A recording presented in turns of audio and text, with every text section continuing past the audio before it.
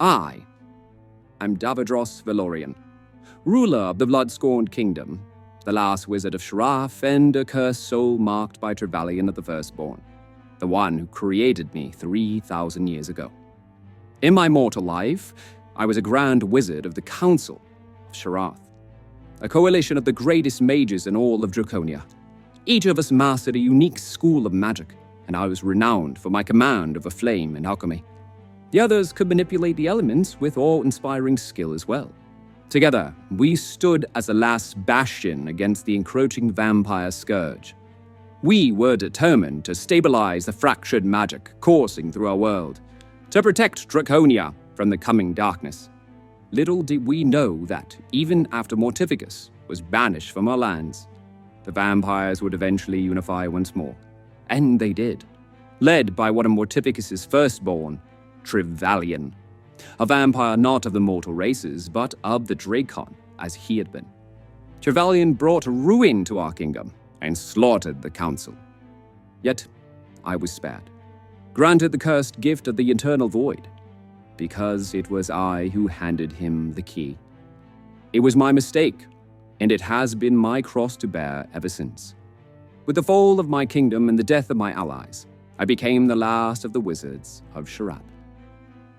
Trevelyan offered me a seat at his table, and in my naivete, I thought my actions were justified, born of misguided ideals.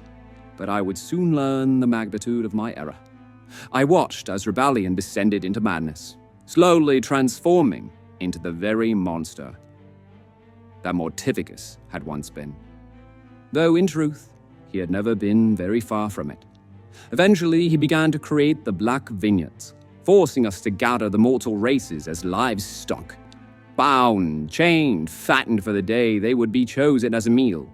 It was barbaric, horrific beyond words, and in that nightmare, I remembered my once honorable duty to protect this world. I spoke out, demanded the madness end, but my voice was silenced. Stripped of my rank, I was cast to the lowest of places, paraded as an example for those who dared oppose him. They told me the only reason I remained was because of our shared blood. And so, he continued his creation of the Black Vineyards without my interference. But those who followed him, those who partook in his sick plan, found themselves burned to ash by the light-wielding humans of Roddick, under the rule of Elric Valhirden. They paid the price for their gluttony. Trevelyan loathed them for it. War was the only answer, and we all paid a price too great to speak of alone, my dear journal.